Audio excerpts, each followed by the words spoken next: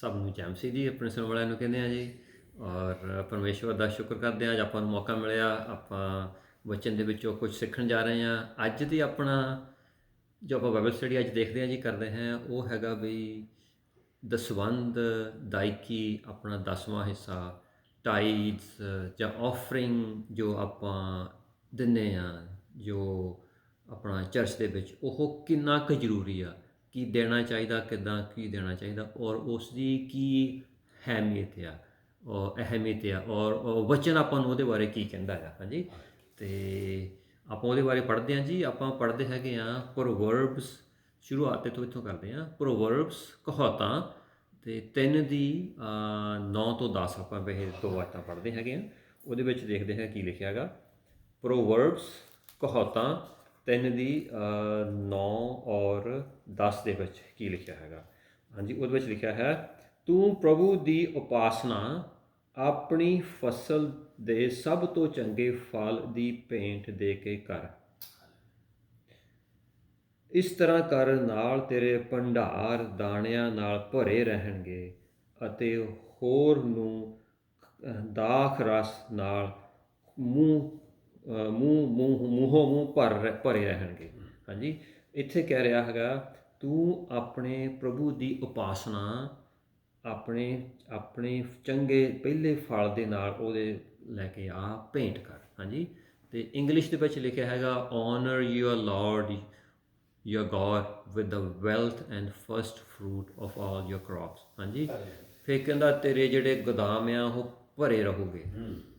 ਅਤੇ ਇੱਥੇ ਦੇਖਣ ਵਾਲੀ ਗੱਲ ਆਪਾਂ ਇਹ ਦੇਖਣਾ ਚਾਹੁੰਦੇ ਹੈਗੇ ਹਾਂ ਵੀ ਪ੍ਰਭੂ ਦੀ ਜਿਹੜੀ ਉਪਾਸਨਾ ਹੈ ਉਹ ਆਪਾਂ ਆਪਣੀਆਂ ਚੀਜ਼ਾਂ ਦੇ ਨਾਲ ਵੀ ਇੱਕ ਕਰਨਾ, ਇੱਕ ਇਹ ਬਹੁਤ ਅਹਿਮੀਅਤ ਰੱਖਦਾ ਆ। ਹਾਂਜੀ, ਅਤੇ ਇੰਗਲਿਸ਼ ਵਿੱਚ ਲਿਖਿਆ, ਓਨਰ ਕਰ, ਆਪਣੇ ਪ੍ਰਭੂ ਦਾ ਸਤਿਕਾਰ ਕਰ ਆਪਣੇ ਫਲ ਦੇ ਨਾਲ, ਆਪਣੇ ਪਹਿਲੇ ਫਰੂਟ ਦੇ ਨਾਲ ਜੋ ਤੁਸੀਂ ਆਪਾਂ ਕਮਾਉਣੇ ਹੈਗੇ ਆ। ਅਤੇ ਇਹ ਬਹੁਤ ਜ਼ਰੂਰੀ ਆ। ਇੱਥੇ ਆਪਾਂ ਇਹ ਦੇਖਿਆ, ਅਗਰ ਆਪਾਂ ਆਪਣੇ ਪ੍ਰਭੂ ਦਾ ਸਤਿਕਾਰ ਕਰਦੇ ਹਾਂ, ਅਗਰ ਅਸੀਂ ਆਪਣੇ ਪ੍ਰਭੂ ਦੀ ਉਪਾਸਨਾ ਕਰਦੇ ਹਾਂ, ਤਾਂ ਇਹ ਆਪਾਂ ਨੂੰ ਆਪਣੀ ਕਮਾਈ ਆ ਉਹਦੇ ਨਾਲ ਵੀ ਇਹ ਉਪਾਸਨਾ ਹੁੰਦੀ ਆ ਔਰ ਇਹ ਕਰਨੀ ਚਾਹੀਦੀ ਆ।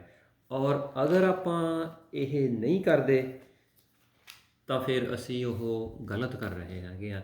ਕਿਉਂਕਿ ਅਗਰ ਆਪਾਂ ਲਿਖਿਆ ਹੈਗਾ ਪ੍ਰਭੂ ਦੀ ਉਪਾਸਨਾ ਕਰ, ਪ੍ਰਭੂ ਦਾ ਆਦਰ ਕਰ ਪੈਸੇ ਦੇ ਨਾਲ, ਅਤੇ ਆਪਾਂ ਅਗਰ ਪੈਸੇ ਦੇ ਨਾਲ ਪ੍ਰਭੂ ਦਾ ਆਦਰ ਕਰਦੇ ਹਾਂ ਅਤੇ ਪੈਸੇ ਦੇ ਨਾਲ ਆਪਾਂ ਪ੍ਰਭੂ ਦਾ ਨਿਰਾਦਰ ਵੀ ਕਰ ਸਕਦੇ ਹਾਂ, ਅਤੇ ਆਪਾਂ ਪ੍ਰਭੂ ਦੀ ਉਪਾਸਨਾ ਨਹੀਂ ਵੀ ਕਰ ਸਕਦੇ। ਅਤੇ ਜੇ ਆਪਾਂ ਉੱਦਾਂ ਉਪਾਸਨਾ ਕਰਦੇ ਹਾਂ ਅਤੇ ਅਸੀਂ ਨਾਲ ਦੀ ਨਾਲ ਆਪਣੀ ਕਮਾਈ ਦੇ ਵਿੱਚੋਂ ਜਾ ਕੇ ਨਹੀਂ ਦਿੰਦੇ ਪ੍ਰਭੂ ਦੇ ਲਈ, ਪ੍ਰਭੂ ਦੇ ਕੰਮਾਂ ਦੇ ਲਈ, ਅਤੇ ਇਹਦਾ ਮਤਲਬ ਸਾਡੀ ਉਪਾਸਨਾ ਅਧੂਰੀ ਆ।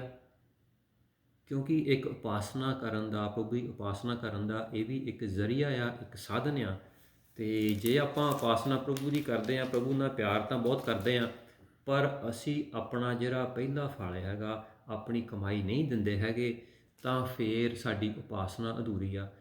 ਤਾਂ ਫਿਰ ਸਾਡਾ ਪ੍ਰਭੂ ਦਾ ਜੋ ਅਸੀਂ ਸਤਿਕਾਰ ਕਰਦੇ ਹਾਂ, ਓਨਰ ਕਰਦੇ ਹਾਂ, ਉਹ ਸਾਡਾ ਅਧੂਰਾ ਆ, ਅਸੀਂ ਪੂਰਾ ਨਹੀਂ ਕਰ ਰਹੇ ਹੈਗੇ। ਔਰ ਪ੍ਰਭੂ ਉਹ ਫਿਰ ਉਸ ਦਾ ਵਾਅਦਾ ਕਹਿੰਦਾ, ਤੇਰੇ ਗੋਦਾਮ ਭਰੇ ਰਹੂਗੇ।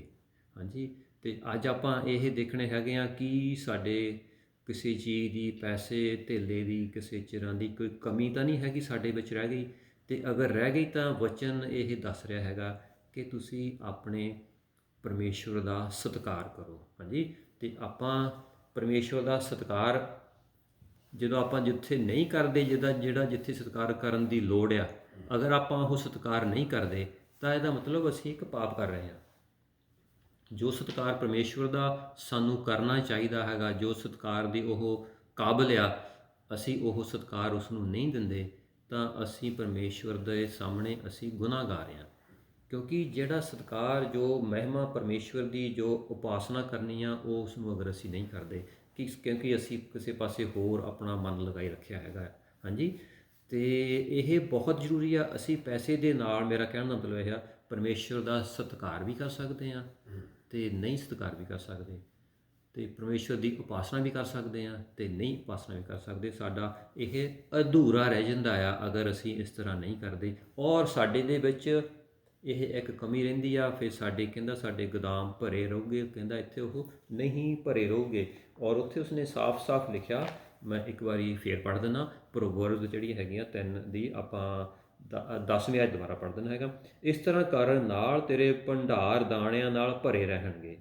ਹਾਂਜੀ, ਮਤਲਬ ਅੱਜ ਆ ਕੇ ਅਸੀਂ ਇਹ ਉਸ ਟਾਈਮ ਗੱਲ ਉਹਨੂੰ ਕਰ ਰਿਹਾ ਜਦੋਂ ਲੋਕੀ ਖੇਤੀਬਾੜੀ ਕਰਦੇ ਹੁੰਦੇ ਸੀਗੇ, ਉਹ 'ਚੋਂ ਆਪਣਾ 10ਵਾਂ ਦਾਇਕੀ ਦਸਵੰਧ ਇਨਕਮ ਦਾ, ਆਮਦਨ ਦਾ 10ਵਾਂ ਹਿੱਸਾ ਲੈ ਕੇ ਆਉਂਦੇ ਹੁੰਦੇ ਸੀਗੇ। ਕੋਈ ਵੀ ਕਮਾਈ ਕਰਦੇ ਹੈਗੇ, ਅੱਜ ਅਸੀਂ ਖੇਤੀਬਾੜੀ ਜੇ ਨਹੀਂ ਕਰਦੇ ਹੈਗੇ, ਜੋ ਵੀ ਜੋਬ ਕੰਮ ਕਰਦੇ ਹਾਂ ਉਸ ਦੇ ਵਿੱਚੋਂ ਆਪਣਾ ਅਸੀਂ ਹਿੱਸਾ ਦੇਣਾ ਆ, ਪਰਮੇਸ਼ਵਰ ਦਾ ਸਤਿਕਾਰ ਕਰਨਾ, ਤਾਂ ਫਿਰ ਸਾਡੇ ਘਰ ਦੇ ਵਿੱਚ ਕੋਈ ਕਮੀ ਨਹੀਂ ਆਏਗੀ। ਇਹ ਪਰਮੇਸ਼ਵਰ ਦਾ ਵਾਅਦਾ ਹੈ। ਔਰ ਆਪਾਂ ਫਿਰ ਇੱਕ ਬਹੁਤ ਮਸ਼ਹੂਰ ਆਇਤ ਹੈਗੀ ਆ, ਮਲਾਕੀ ਦੀ ਹੈਗੀ ਆ। ਉਸ ਤੋਂ ਬਿਨਾਂ ਇਹ ਆਪਾਂ ਨਾ ਪੜ੍ਹੀਏ ਤਾਂ ਇਹ ਆਪਣਾ ਕੰਮ ਅਧੂਰਾ ਰਹਿ ਜਾਂਦਾ। ਉਸ ਵਿੱਚ ਬੜਾ ਸਾਫ਼-ਸਾਫ਼ ਉਸਨੇ ਲਿਖਿਆ ਹੈਗਾ, ਉਹਦੀ 3ਰੇ ਅਧਿਆਏ ਦੇ ਵਿੱਚ ਉਹ ਲਿਖਿਆ, ਪਰਮੇਸ਼ਵਰ ਕਹਿੰਦਾ 6 ਤੋਂ 12 ਆਇਤ ਉਹਦੇ ਵਿੱਚ ਲਿਖਿਆ ਹੈ, ਮਲਾਕੀ 3 ਦੀ 6 ਤੋਂ 12 ਦੇ ਵਿੱਚ ਲਿਖਿਆ ਹੈ, ਮਹਾਨ ਪ੍ਰਭੂ ਅੱਗੇ ਕਹਿੰਦਾ ਹੈ, ਮੈਂ ਤਾਂ ਬਦਲਣ ਵਾਲਾ ਪ੍ਰਭੂ ਹਾਂ, ਮੈਂ ਤਾਂ ਨਾ ਬਦਲਣ ਵਾਲਾ ਪ੍ਰਭੂ ਹਾਂ। ਹਾਂਜੀ, ਉਹ ਕਹਿੰਦਾ ਮੈਂ ਬਦਲਦਾ ਨਹੀਂ, ਮੈਂ ਨਾ ਬਦਲਣ ਵਾਲਾ ਪ੍ਰਭੂ ਹਾਂ। ਹੇ ਯਾਕੂਬ ਦੇ ਵੰਸ਼, ਤੂੰ ਵੀ ਪੂਰੀ ਤਰ੍ਹਾਂ ਨਾਸ਼ ਨਹੀਂ ਹੋਇਆ ਹੈ। ਤੂੰ ਆਪਣੇ ਪੁਰਖਿਆਂ ਵਾਂਗ ਮੇਰੀਆਂ ਵਿਧੀਆਂ ਵੱਲੋਂ ਮੂੰਹ ਮੋੜ ਲਿਆ ਹੈ, ਕਿਉਂਕਿ ਉਹ ਪਰਮੇਸ਼ਵਰ ਦੀ ਆਗਿਆ ਦਾ ਪਾਲਣ ਨਹੀਂ ਸੀ ਕਰਦੇ। ਹਾਂਜੀ, ਅਤੇ ਉਹਨਾਂ ਨੂੰ ਪੂਰਾ ਨਹੀਂ ਕੀਤਾ। ਜੇਕਰ ਤੂੰ ਵਾਪਸ ਮੇਰੇ ਵੱਲ ਮੁੜੇਗਾ ਤਾਂ ਮੈਂ ਵੀ ਤੇਰੇ ਵੱਲ ਮੁੜਾਂਗਾ। ਕਿ ਕਹਿੰਦਾ ਤੂੰ ਮੇਰੀ ਉਪਾਸਨਾ ਕਰਨੀ ਛੱਡ ਦਿੱਤੀ ਆ, ਤੂੰ ਮੇਰੇ ਵਿਧੀਆਂ ਦੇ ਮੁਤਾਬਕ ਚੱਲਣਾ ਛੱਡ ਦਿੱਤਾ। ਕਹਿੰਦਾ ਜੇ ਤੂੰ ਮੇਰੇ ਵੱਲ ਮੁੜੇਂਗਾ, ਰੱਬ ਕਹਿ ਰਿਹਾ, ਅਤੇ ਮੈਂ ਵੀ ਤੇਰੇ ਵੱਲ ਮੁੜ ਆਵਾਂਗਾ। ਅਤੇ ਕਿਉਂਕਿ ਜਦੋਂ ਅਸੀਂ ਰੱਬ ਤੋਂ ਬਾਅਦ ਪਾਸੇ ਮੂੰਹ ਮੋੜਦੇ ਹਾਂ, ਰੱਬ ਤਾਂ ਵੇਟ ਕਰਦਾ ਆ ਕਿ ਉਹ ਮੇਰੇ ਵੱਲ ਆਵੇ। ਅਤੇ ਉਹ ਕਿਸ ਤਰ੍ਹਾਂ ਕੀ ਕਹਿ ਰਿਹਾ ਹੈਗਾ ਆ, ਉਹ ਕਹਿੰਦਾ ਹੈਗਾ, ਜੇ ਤੂੰ ਵਾਪਸ ਮੇਰੇ ਵੱਲ ਮੁੜੇਂਗਾ ਤਾਂ ਮੈਂ ਵੀ ਤੇਰੇ ਵੱਲ ਮੁੜਾਂਗਾ। ਹਾਂਜੀ, ਅੱਗੇ ਕੀ ਕਹਿ ਰਿਹਾ, ਤੇਰਾ ਕਹਿਣਾ ਕਿ ਕਿਸ ਤਰ੍ਹਾਂ ਵਾਪਸ ਮੁੜਾਂ। ਹਾਂਜੀ, ਫਿਰ ਤੂੰ ਕਹੋਗੇ ਮੈਂ ਕਿਸ ਤਰ੍ਹਾਂ ਵਾਪਸ ਮੁੜਾਂ, ਉਹ ਕਹਿੰਦੇ ਹਾਂਜੀ, ਉਹ ਇਸ ਇੱਕ ਗੱਲ ਦੇ ਵਿੱਚ ਉੱਥੇ ਕਹਿ ਰਿਹਾ ਖਾਸ ਤੌਰ 'ਤੇ ਕਿਸ ਤਰ੍ਹਾਂ ਵਾਪਸ ਮੁੜ ਸਕਦੇ ਹਾਂ। ਇਹ ਵੀ ਇੱਕ ਕਾਰਨ ਆ, ਅਸੀਂ ਪਰਮੇਸ਼ਵਰ ਦੇ ਵੱਲ ਮੂੰਹ ਮੋੜਿਆ ਹੋਇਆ ਹੈ ਅਤੇ ਪਰਮੇਸ਼ਵਰ ਨੇ ਵੀ ਸਾਡੇ ਵੱਲ ਮੂੰਹ ਮੋੜਿਆ ਹੋਇਆ ਬਰਕਤਾਂ ਦੇ ਲਈ। ਇਹ ਵੀ ਇੱਕ ਕਾਰਨ। ਉਸ ਵੱਲ ਕਿਸ ਤਰ੍ਹਾਂ ਵਾਪਸ ਆ ਸਕਦੇ ਹਾਂ, ਕਿ 8ਵੀਂ ਆਇਤ ਵਿੱਚ ਲਿਖਿਆ, ਕਿ ਕਿਸੇ ਮਨੁੱਖ ਲਈ ਪਰਮੇਸ਼ਵਰ ਨੂੰ ਧੋਖਾ ਦੇਣਾ ਠੀਕ ਹੈ? ਕਿ ਕਿਸੇ ਇਨਸਾਨ ਵਾਸਤੇ ਪਰਮੇਸ਼ਵਰ ਨੂੰ ਧੋਖਾ ਦੇਣਾ ਠੀਕ ਹੈ ਕਿ ਨਹੀਂ? ਹਾਂਜੀ, ਪਰ ਫਿਰ ਤੂੰ ਕਹੇਗਾ ਕਿ ਮੈਨੂੰ ਧੋਖਾ ਦੇ ਰਿਹਾ ਹਾਂ। ਤੂੰ ਪੁੱਛਦਾ ਹੈ ਕਿ ਕਿਸ ਤਰ੍ਹਾਂ? ਹਾਂ, ਉਹ ਕਹਿੰਦਾ ਵੀ ਅਸੀਂ ਕਿਸ ਤਰ੍ਹਾਂ ਧੋਖਾ ਦੇ ਰਿਹਾ ਮੈਂ ਤੈਨੂੰ? ਹਾਂਜੀ, ਉਹ ਫਿਰ ਅੱਗੇ ਕਹਿੰਦਾ ਆਪਣੀ ਦਸਵੰਧ ਅਤੇ ਭੇਟਾਂ ਦੁਆਰਾ।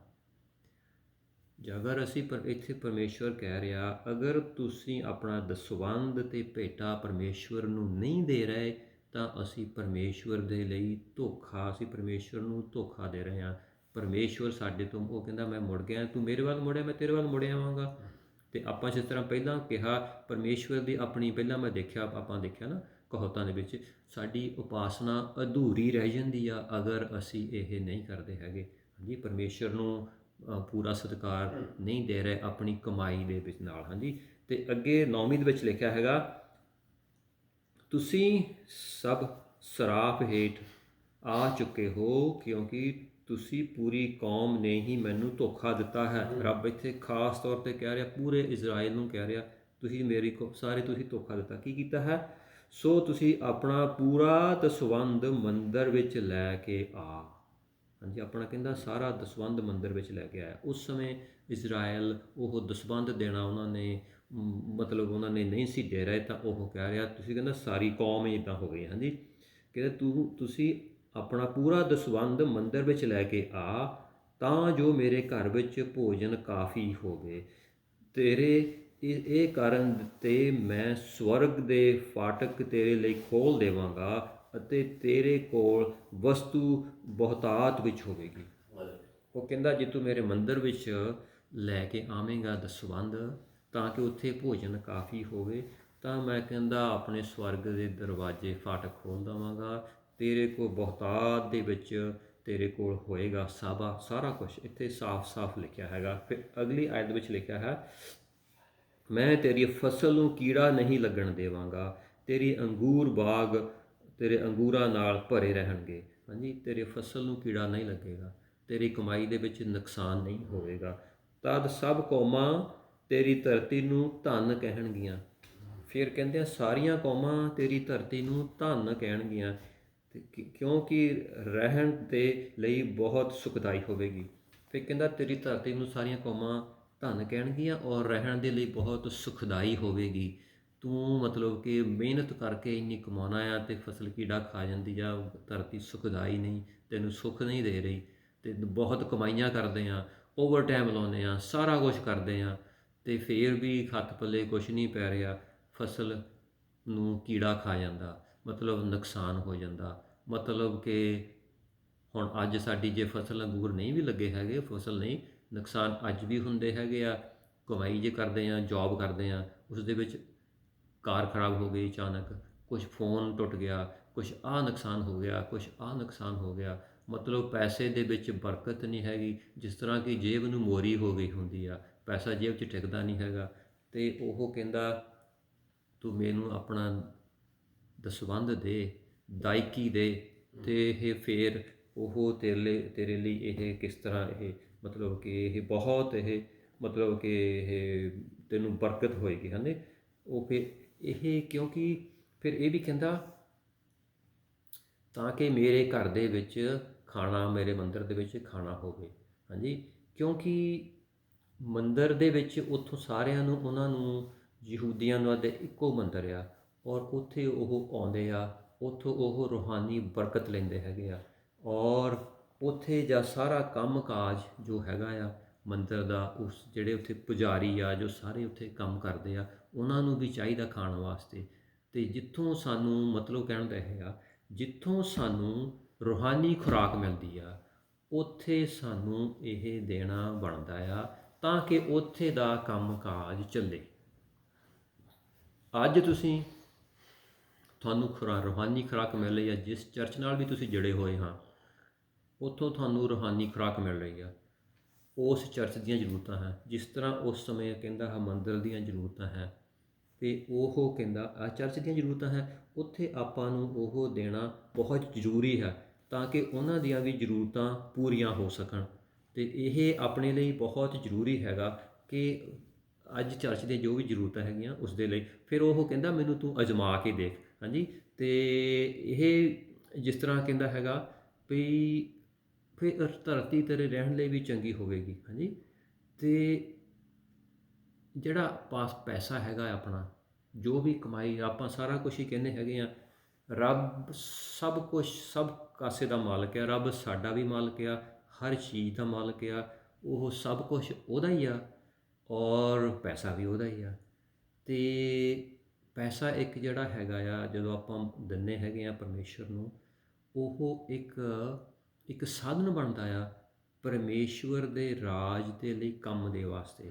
ਅਗਰ ਅਸੀਂ ਉਹ ਪੈਸਾ ਨਹੀਂ ਦਿੰਦੇ ਹੈਗੇ, ਉਸ ਪੈਸੇ ਨਾਲ ਦਿਲ ਲਗਾ ਕੇ ਬਹਿ ਜਾਂਦੇ ਹਾਂ, ਇੱਕ ਤਾਂ ਸਾਡੀ ਜੋ ਪਰਮੇਸ਼ਵਰ ਦਾ ਵਾਅਦਾ ਹੈਗੀ ਵੀ ਫਿਰ ਉਹ ਸਾਨੂੰ ਆਪਣੇ ਸਾਡੇ ਜਿਹੜੇ ਲਿਖਿਆ ਸਾਡੇ ਗੋਦਾਮ ਨਹੀਂ ਭਰੇ ਰਹੋਗੇ, ਸਾਨੂੰ ਪੈਸੇ ਦੀ ਖੁਦ ਕਿੱਲਤ ਵਿੱਚ ਰਹਿੰਦੇ ਹਾਂ, ਕਮੀ ਵਿੱਚ ਰਹਿੰਦੇ ਹਾਂ, ਅਤੇ ਪਰਮੇਸ਼ਵਰ ਦੇ ਕੰਮ ਦੇ ਲਈ ਜੋ ਇਸਤੇਮਾਲ ਹੋਣਾ, ਉਸ ਦੇ ਲਈ ਵੀ ਅਸੀਂ ਵਾਅਦਾ ਬਣਦੇ ਹੈਗੇ ਹਾਂ, ਕਿਉਂਕਿ ਇਸ ਤੋਂ ਬਿਨਾਂ ਕੰਮ ਨਹੀਂ ਚੱਲਦੇ ਹੈਗੇ, ਕਿਉਂਕਿ ਇਹ ਵੀ ਬਹੁਤ ਜ਼ਰੂਰੀ ਆ। ਹਾਂਜੀ, ਅਤੇ ਇਸ ਲਈ ਇਹ ਆਪਾਂ ਨੂੰ ਕਰਕੇ ਦੇਖਣਾ ਇਸ ਤਰ੍ਹਾਂ ਚਾਹੀਦਾ ਹੈਗਾ ਆ। ਅਤੇ ਬਾਕੀ ਆਪਾਂ ਦੇਖਦੇ ਹੈਗੇ ਹਾਂ ਲੂਕਾ ਦੇ ਵਿੱਚ ਹੈਗਾ ਆ 16 ਦੇ ਵਿੱਚ ਹੈਗਾ, ਉਹਦੇ ਵਿੱਚ ਕੁਛ ਲਿਖਿਆ ਆਪਾਂ ਦੇਖਦੇ ਹੈਗੇ ਹਾਂ ਜੀ, ਉਹਦੇ ਵਿੱਚ ਪਰਮੇਸ਼ਵਰ ਕੀ ਕਹਿੰਦਾ ਹੈਗਾ।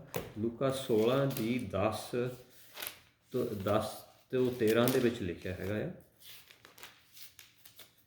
ਲੂਕਾ 16 ਦੀ 10 ਦੇ ਵਿੱਚ ਲਿਖਿਆ ਹੈਗਾ, ਜੋ ਛੋਟੀਆਂ ਛੋਟੀਆਂ ਗੱਲਾਂ ਦੇ ਵਿੱਚ ਇਮਾਨਦਾਰ ਹੈ। ਲੂਕਾ 10 ਦੀ 16 ਤੋਂ ਮੈਂ ਪੜ੍ਹਦਾ ਹੈਗਾ 13 ਤੱਕ। ਜੋ ਛੋਟੀਆਂ ਛੋਟੀਆਂ ਗੱਲਾਂ ਦੇ ਵਿੱਚ ਇਮਾਨਦਾਰ ਹੈ, ਉਹ ਵੱਡੀਆਂ ਵੱਡੀਆਂ ਗੱਲਾਂ ਦੇ ਵਿੱਚ ਵੀ ਇਮਾਨਦਾਰ ਹੈ। ਪਰ ਜੋ ਛੋਟੀਆਂ ਛੋਟੀਆਂ ਗੱਲਾਂ ਦੇ ਵਿੱਚ ਬੇਈਮਾਨ ਹੈ, ਉਹ ਵੱਡੀਆਂ ਗੱਲਾਂ ਦੇ ਵਿੱਚ ਵੀ ਬੇਈਮਾਨ ਹੈ।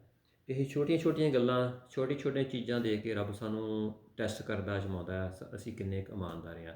ਹਾਂਜੀ, ਅਤੇ ਜਿਹੜਾ ਛੋਟੀਆਂ ਜਿਹੇ ਵਿੱਚ ਬੇਈਮਾਨ ਹੈ ਉਹ ਵੱਡਿਆਂ ਵਿੱਚ ਬੇਈਮਾਨ ਹੋ ਗਿਆ। ਜੇਕਰ ਅਸੀਂ ਸੰਸਾਰਕ ਧਨ ਨੂੰ ਵਰਤਣ ਵਿੱਚ ਇਮਾਨਦਾਰ ਨਹੀਂ ਤਾਂ ਸਾਨੂੰ ਸੱਚਾ ਧਨ ਕੌਣ ਸੌਂਪੇਗਾ? ਹਾਂਜੀ, ਇੱਥੇ ਰੱਬ ਸਾਫ਼-ਸਾਫ਼ ਕਹਿ, ਜਿਹੜਾ ਰੱਬ ਨੇ ਸਾਨੂੰ ਆਹ ਸਾਰਾ ਕੁਛ ਜੋ ਪੈਸਾ ਟਕਾ ਜੋ ਵੀ ਦਿੱਤਾ ਹੈਗਾ ਆ, ਇਸ ਦੇ ਵਿੱਚ ਅਸੀਂ ਇਮਾਨਦਾਰ ਨਹੀਂ ਅਤੇ ਸਾਨੂੰ ਜਿਹੜਾ ਹੈਗਾ ਆ ਆਪਣੇ ਜਿਹੜਾ ਹੈਗਾ ਆ ਅਤੇ ਸੱਚਾ ਧਨ ਕੌਣ ਦੇਵੇਗਾ, ਕੌਣ ਸੌਂਪੇਗਾ? ਹਾਂਜੀ, ਅਤੇ ਅੱਗੇ ਹੈਗਾ ਲਿਖਿਆ ਹੈ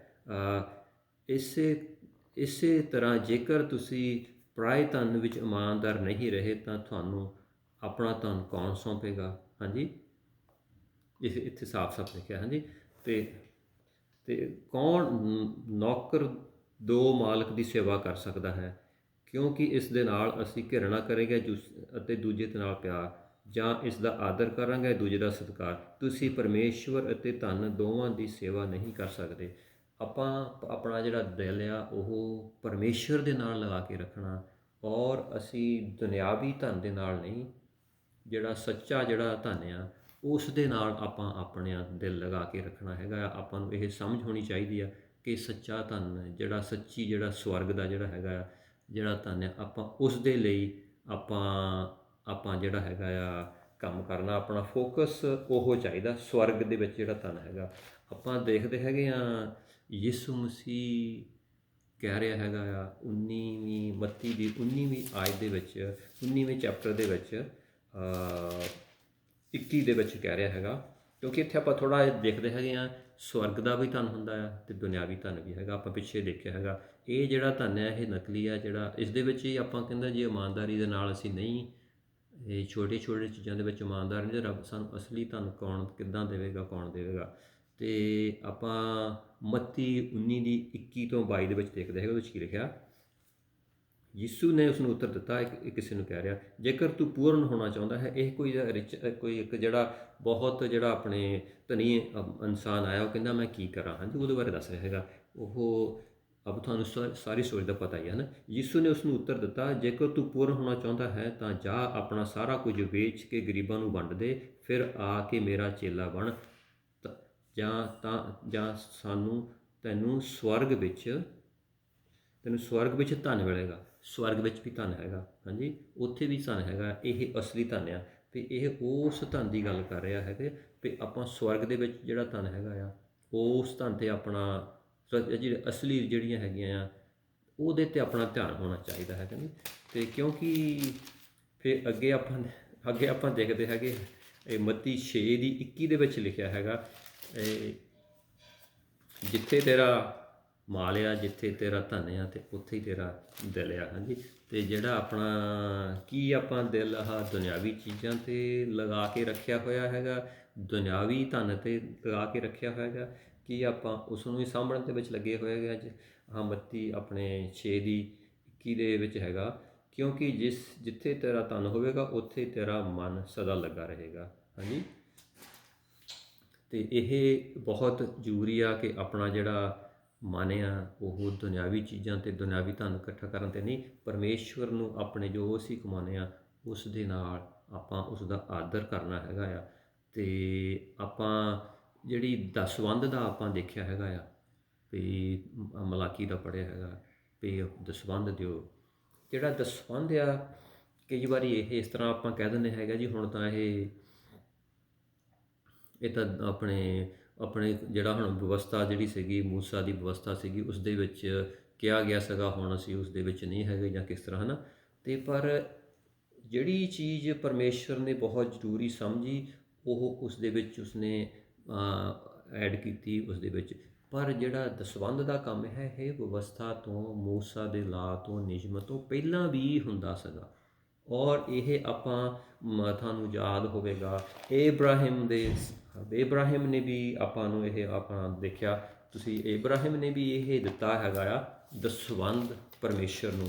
ਔਰ ਇਹ ਇਸ ਦਾ ਮੈਂਸ਼ਨ ਉਤਪਤ ਦੇ ਵਿੱਚ ਹੀ ਨਹੀਂ ਕੀਤਾ ਹੈਗਾ, 14 ਦੀ 18 ਤੋਂ 20 ਦੇ ਵਿੱਚ ਇਸ ਦਾ ਜਿਹੜਾ ਹੈਗਾ ਜ਼ਿਕਰ ਇਬਰਾਨੀਆਂ ਦੇ ਵਿੱਚ ਆਪਣੇ ਪੌਲ ਨੇ ਵੀ ਕੀਤਾ ਹੈਗਾ। ਆਪਾਂ ਇਬਰਾਨੀਆਂ ਦਾ ਪੜ੍ਹ ਦਿੰਦੇ ਹੈਗੇ ਆ 7 ਦੀ 1 ਤੋਂ 3 ਦੇ ਵਿੱਚ ਲਿਖਿਆ ਹੈਗਾ, ਇਬਰਾਨੀਆਂ 7 ਦੀ 1 ਤੋਂ 3 ਦੇ ਵਿੱਚ ਪੜ੍ਹਦੇ ਹੈਗੇ ਆ। ਇਹ ਲਿਖਿਆ ਹੈਗਾ, ਇਹ ਮਲਕਿਸਦਕ ਇੱਕ ਜਿਹੜਾ ਸਲੇਮ ਦਾ ਜਿਹੜਾ ਰਾਜਾ ਸੀਗਾ ਉਹਦੀ ਗੱਲ ਕਰ ਰਿਹਾ। ਜਦੋਂ ਇਬਰਾਹਿਮ ਆਪਣਾ ਉਹ ਆਪਾਂ ਜੰਗ ਜਿੱਤ ਕੇ ਆਇਆ ਔਰ ਉਸਨੇ ਜੋ ਧਨ ਮਾਲ ਇਕੱਠਾ ਕੀਤਾ ਉਸਨੇ ਇਸ ਰਾਜੇ ਨੂੰ ਦਿੱਤਾ ਜਿਹੜਾ ਉੱਚੇ ਔਰ ਸੱਚੇ ਜਿੰਦਾ ਪਰਮੇਸ਼ਵਰ ਦਾ ਆਪਣੇ ਪੁਜਾਰੀ ਸੀਗਾ। ਔਰ ਉਹ ਮਿਲਸਦਕ ਜਿਹੜਾ ਸੀਗਾ ਉਹ ਆਪਣੇ ਰਾਜਾ ਵੀ ਸੀਗਾ ਔਰ ਪੁਜਾਰੀ ਵੀ ਸੀਗਾ।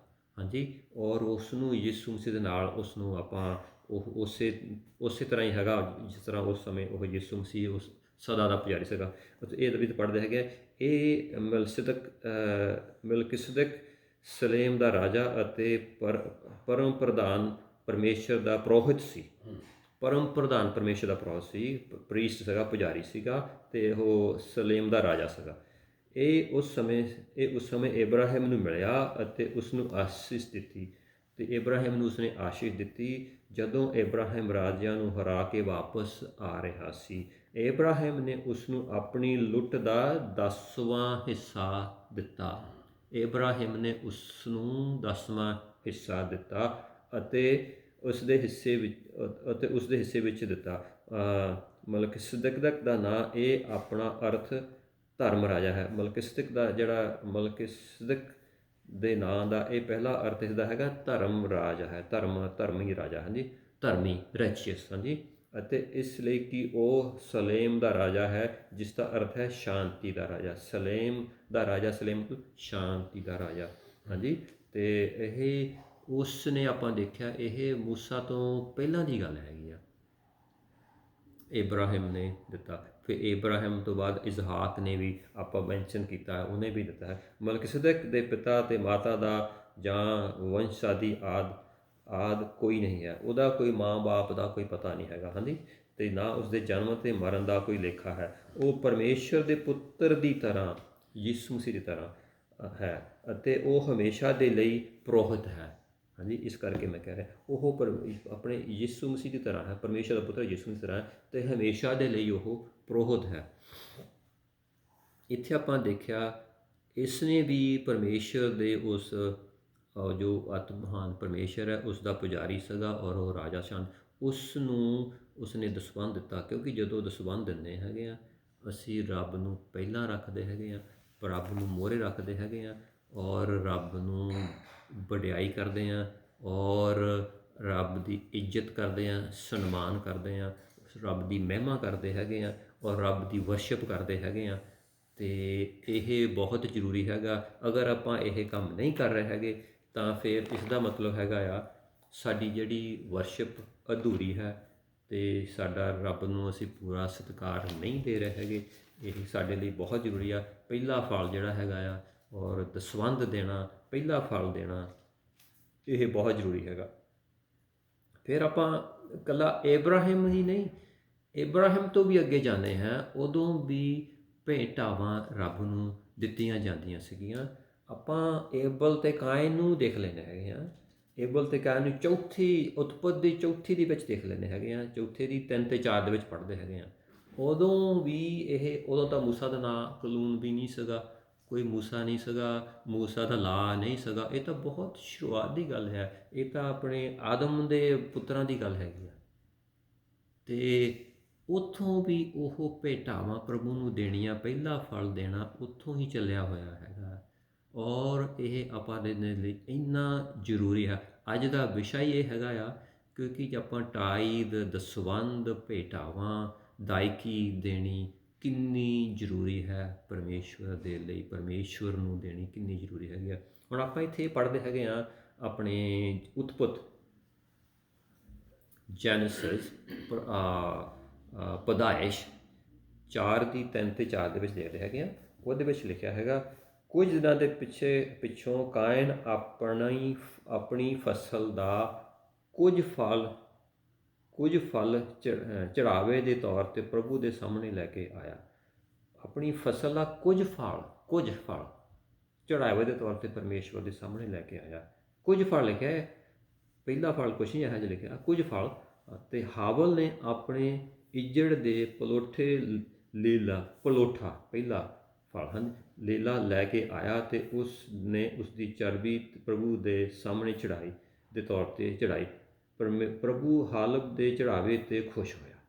ਹਾਂਜੀ, ਅਤੇ ਇੱਥੇ ਦੇਖਿਆ ਪ੍ਰਭੂ ਜਿਹੜਾ ਹਾਲਬ ਦੇ ਚੜਾਵੇ 'ਤੇ ਖੁਸ਼ ਹੋਇਆ, ਉਹਦਾ ਪਹਿਲਾ ਫਲ ਸੀਗਾ ਔਰ ਉਹ ਜਾਨਵਰ ਆਪਣਾ ਪਹਿਲਾ ਲੀਲਾ ਲੈ ਕੇ ਆਇਆ। ਅਤੇ ਉਹ ਜਿਹੜਾ ਸੀਗਾ, ਜਿਹੜਾ ਕਾਇਨ ਸੀਗਾ, ਉਹ ਕੋਈ ਕੁਝ ਫਲ ਹਾਂਜੀ ਲੈ ਕੇ ਆਇਆ, ਉਹ ਉਹਦਾ ਪਹਿਲਾ ਫਲ ਨਹੀਂ ਸੀਗਾ ਔਰ ਪਰਮੇਸ਼ਵਰ ਉਹਦੇ 'ਤੇ ਨਹੀਂ ਖੁਸ਼ ਹੋਇਆ।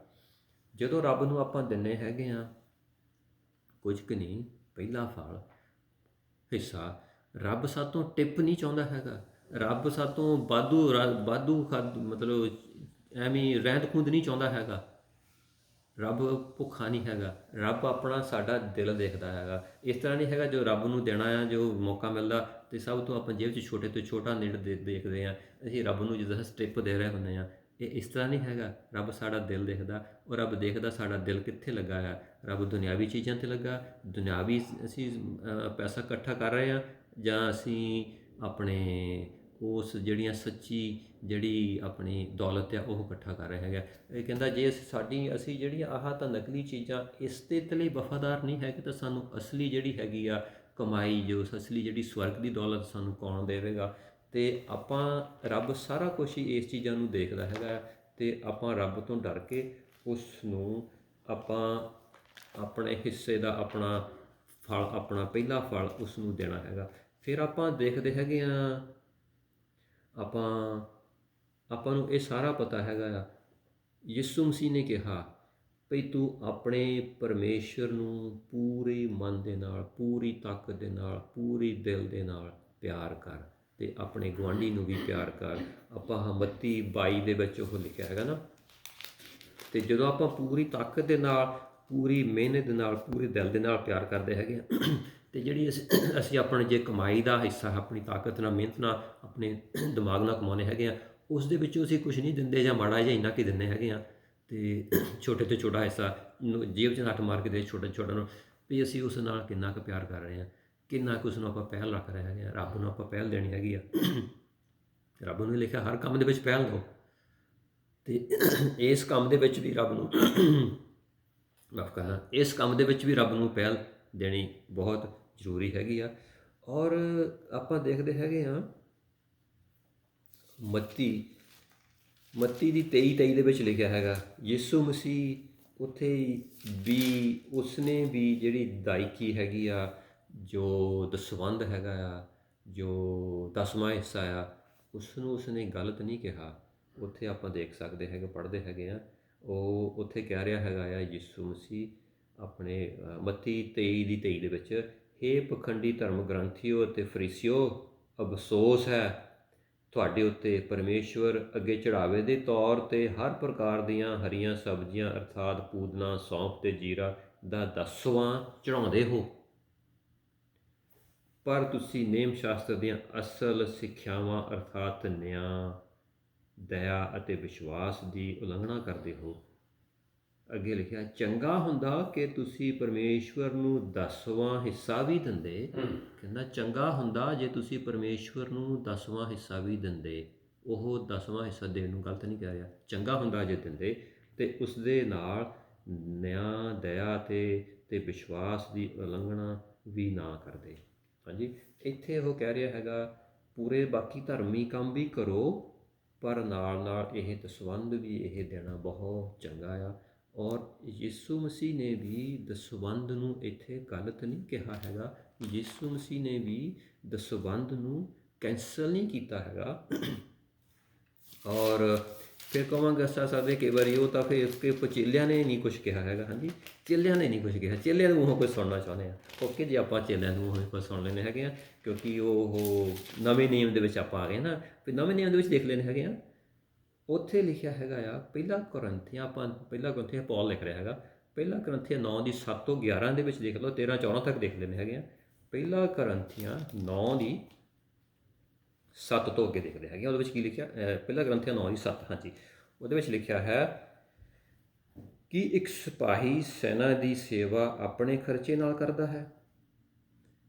ਇੱਥੇ ਦੇਖ ਰਿਹਾ ਹੈਗਾ ਆ ਜੋ ਪਰਮੇਸ਼ਵਰ ਦੇ ਕੰਮ ਕਰਦੇ ਆ, ਪਰਮੇਸ਼ਵਰ ਦੇ ਦਾਸ ਚਰਚ ਦੇ ਵਿੱਚ ਜਾਂ ਕਿਤੇ ਜੋ ਵੀ ਕੰਮ ਕਰਦੇ ਹੈਗੇ ਵੱਖਰੇ ਵੱਖਰੇ ਤਰੀਕਿਆਂ ਦੇ ਨਾਲ, ਉਹਦੇ ਬਾਰੇ ਉਧਰ ਸਿਪਾਹੀ ਦੀ ਗੱਲ ਕਰ ਰਿਹਾ। ਜੇ ਕਿ ਜਿਹਦਾ ਫੌਜ ਦਾ ਸਿਪਾਹੀ ਹੁੰਦਾ, ਕਿ ਉਹ ਜੋ ਜੰਗ ਲੜਦਾ ਕੰਮ ਕਰਦਾ ਆ ਉਹ ਆਪਣੇ ਖਰਚੇ 'ਤੇ ਜੰਗ ਲੜਦਾ ਹੈਗਾ, ਕਿ ਇੱਕ ਸਿਪਾਹੀ ਇੱਕ ਸਿਪਾਹੀ ਸੈਨਾ ਦੀ ਸੇਵਾ ਆਪਣੇ ਖਰਚੇ 'ਤੇ ਕਰਦਾ ਹੈ, ਕਿ ਇੱਕ ਅੰਗੂਰੀ ਬਾਗ ਦੇ ਲਾਉਣ ਵਾਲੇ ਨੂੰ ਉਸ ਦਾ ਫਲ ਖਾਣ ਦਾ ਹੱਕ ਨਹੀਂ ਹੈ, ਕਿ ਇਹ ਚਰਵਾਹੇ ਨੂੰ ਆਪਣੀਆਂ ਭੇਡਾਂ ਦਾ ਦੁੱਧ ਪੀਣ ਦਾ ਹੱਕ ਨਹੀਂ ਹੈ। ਚਰਵਾਹੇ ਨੂੰ ਜਿਹੜਾ ਆਪਣੀਆਂ ਭੇਡਾਂ 'ਚ ਰੱਖਿਆ ਉਹਨੂੰ ਉਹ ਭੇਡਾਂ ਦਾ ਦੁੱਧ ਪੀਣ ਦਾ ਹੱਕ ਨਹੀਂ ਹੈ। ਕੀ ਮੈਂ ਇਹ ਸਭ ਆਪਣੇ ਵੱਲੋਂ ਕਹਿ ਰਿਹਾ ਹਾਂ? ਮੈਂ ਆਪਣੇ ਕੋਲੋਂ ਨਹੀਂ ਕਹਿ ਰਿਹਾ ਹੈਗਾ। ਕਹਿੰਦਾ ਵਚਨ ਦੇ ਵਿੱਚ ਲਿਖਿਆ ਹੈਗਾ ਕਿ ਨੇਮ ਸ਼ਾਸਤਰ ਇਹ ਨਹੀਂ ਕਹਿੰਦਾ, ਨੇਮ ਸ਼ਾਸਤਰ ਹਾਂਜੀ ਇਹ ਨਹੀਂ ਕਹਿੰਦਾ ਹੈਗਾ, ਜਿੱਦਾਂ ਲਿਖਿਆ ਮੂਸਾ ਫਿਰ ਆ ਗਿਆ, ਸੌਰੀ ਮੂਸਾ ਦਾ ਲਾ ਆ ਗਿਆ ਫਿਰ ਵਿੱਚ ਗੱਲ ਕਰ ਰਹੇ ਹਾਂ ਹਾਂਜੀ। ਅਤੇ ਮੂਸਾ ਦੀ ਗੱਲ ਕਰ ਰਿਹਾ, ਜਿਸ ਨੂੰ ਆਪਾਂ ਕਹਿੰਦੇ ਉਹਨੇ ਸਾਰਾ ਕੁਛ, ਮੂਸਾ ਦਾ ਤਲਾਕ ਕੈਂਸਲ ਹੋ ਗਿਆ ਹਾਂਜੀ। ਇਹ ਉਹੀ ਮੂਸੇ ਦੀ ਗੱਲ ਕਰ ਰਹੇ ਹੈਗੇ। ਮੂਸਾ ਦੇ ਉੱਤੇ ਲਿਖਿਆ ਹੈ 9ਵੀਂ ਅਧ ਵਿੱਚ, ਮੂਸਾ ਦੇ ਨੇਮ ਵਿੱਚ ਇਸ ਤਰ੍ਹਾਂ ਲਿਖਿਆ ਹੈ, ਤੂੰ ਗਹਾਈ ਕਰਦੇ ਸਮੇਂ ਬਲਦ ਦੇ ਮੂੰਹ 'ਤੇ ਛਿਕਲਾ ਨਾ ਬੰਨ੍ਹ ਹਾਂਜੀ। ਗਹਾਈ ਕਰਦੇ ਸਮੇਂ ਜਦੋਂ ਫਸਲ ਨੂੰ ਕੱਟਦੇ ਹਾਂ, ਵੀ ਜਦੋਂ ਬਲਦ ਦੇ ਮੂੰਹ 'ਤੇ ਛਿਕਲਾ ਬੰਨ੍ਹ ਦਿੰਦੇ ਹਾਂ ਵੀ ਇਹ ਫਸਲ ਨਾ ਖਾਵੇ ਹਾਂਜੀ। ਹਾਂਜੀ, ਕੀ ਪਰਮੇਸ਼ਰ ਨੇ ਕੇਵਲ ਬਲਦਾਂ ਲਈ ਹੀ ਚਿੰਤਾ ਕੀਤੀ ਹੈ? ਕੀ ਪਰਮੇਸ਼ਰ ਨੇ ਇਹ ਬਲਦਾਂ ਬਾਰੇ ਕਿਹਾ ਹੈਗਾ ਆ ਹਾਂਜੀ, ਜਾਂ ਇਹ ਸਾਡੇ ਲਈ ਵੀ ਕਿਹਾ ਗਿਆ ਹੈ ਹਾਂਜੀ? ਹਾਂ, ਇਹ ਸਾਡੇ ਲਈ ਹੀ ਲਿਖਿਆ ਗਿਆ ਹੈ, ਇਹ ਸਾਡੇ ਲਈ ਲਿਖਿਆ ਗਿਆ ਹੈ ਹਾਂਜੀ। ਵੀ ਇਹ ਨਾ ਕਹੋ ਸਮਝੋ ਵੀ ਇਹ ਵੀ ਰੱਬ ਦੇ ਕੰਮ ਆਪੇ ਹੁੰਦੇ ਰਹੋਗੇ, ਸਾਨੂੰ ਕੁਛ ਦੇਣ ਦੀ ਲੋੜ ਨਹੀਂ ਹੈਗੀ। ਇਹ ਮੂਸਾ ਕਹਿ ਰਿਹਾ ਹਾਂਜੀ, ਕਿਉਂਕਿ ਇਹ ਜ਼ਰੂਰੀ ਹੈ ਕਿ ਹਲ ਵਾਹੁਣ ਵਾਲਾ ਉਸੇ ਉਮੀਦ ਨਾਲ ਹਲ ਵਾਵੇ, ਅਤੇ ਗਾਉਣ ਵਾਲਾ ਕਿ ਇਹ ਇਸੇ ਉਮੀਦ ਨਾਲ ਗਾਵੇ ਕਿ ਉਹ ਆਪਣਾ ਹਿੱਸਾ ਪ੍ਰਾਪਤ ਕਰੇ ਹਾਂਜੀ, ਕਿ ਉਹ ਆਪਣਾ ਹਿੱਸਾ ਉਹ ਪ੍ਰਾਪਤ ਕਰੇਗਾ ਹਾਂਜੀ। ਜਿਹੜੇ ਵੀ ਕੰਮ ਕਰਨਾ, ਅਸੀਂ ਤੁਹਾਡੇ ਲਈ ਆਤਮਿਕ ਬੀਜ ਬੀਜਿਆ ਹੈ, ਜੋ ਆਤਮਿਕ ਬੀਜ ਬੀਜ ਰਹੇ ਆ, ਜਿੱਥੋਂ ਤੁਹਾਨੂੰ ਰੂਹਾਨੀ ਖੁਰਾਕ ਆਪਾਂ ਨੂੰ ਮਿਲ ਰਹੀ ਹੈ। ਕੀ ਇਹ ਅਧਿਕਤਾ ਹੈ ਕਿ ਅਸੀਂ ਭੋਜਨ ਫਲ ਤੁਹਾਡੇ ਵਿੱਚੋਂ ਪ੍ਰਾਪਤ ਕਰੀਏ? ਵੀ ਅਸੀਂ ਇੰਨਾ ਵੀ ਨਹੀਂ ਹੈਗਾ ਵੀ ਉਹ ਤੁਹਾਡੇ ਜੋ ਭੋਜਨ, ਜੋ ਸਰੀਰਕ ਭੋਜਨ ਆ ਜਾਂ ਕੁਛ ਵੀ ਆ, ਆਪਾਂ ਉਹਨਾਂ ਨੂੰ ਦੇ ਸਕੀਏ ਜਿੱਥੋਂ ਸਾਨੂੰ ਰੂਹਾਨੀ ਖੁਰਾਕ ਮਿਲ ਰਹੀ ਹੈਗੀ ਆ। ਅਗਰ ਜਿਸ ਜਗ੍ਹਾ ਤੋਂ, ਜਿਸ ਚਰਚ ਤੋਂ, ਜਿਸ ਪਰਮੇਸ਼ਵਰ ਦੇ ਦਾਸ ਤੋਂ ਸਾਨੂੰ ਰੂਹਾਨੀ ਖੁਰਾਕ ਮਿਲ ਰਹੀ ਹੈ, ਕੀ ਅਸੀਂ ਉਸਨੂੰ ਅਸੀਂ ਜਿੱਦਾਂ ਬਲਦ ਦਾ ਮੂੰਹ ਬੰਨ੍ਹ ਦਿੰਦੇ ਹੈਗੇ ਆ ਵੀ ਉਹ ਨਾ ਖਾਵੇ, ਵੀ ਉਹ ਸਾਡਾ ਫਰਜ਼ ਨਹੀਂ ਬਣਦਾ ਕਿ ਉਸਨੂੰ ਉਸਦੀ ਜੇਬ, ਉਸਦੀ ਪੇਟ ਭਰਨ ਦੇ ਲਈ ਉਸਨੂੰ ਕੁਛ ਨਾ ਕੁਛ ਮਿਲ ਸਕੇ? ਇਹ ਸਾਡੇ ਲਈ ਇੱਕ ਬਹੁਤ ਵੱਡੀ ਕਿ ਸਾਡੇ ਲਈ ਇੱਕ ਮਸੀਹਾਂ ਦੇ ਲਈ ਇਹ ਬਹੁਤ ਵੱਡੀ ਇੱਕ ਠੋਕਰ ਦਾ ਕਾਰਨ ਬਣ ਜਾਂਦੀ ਹੈਗੀ ਆ।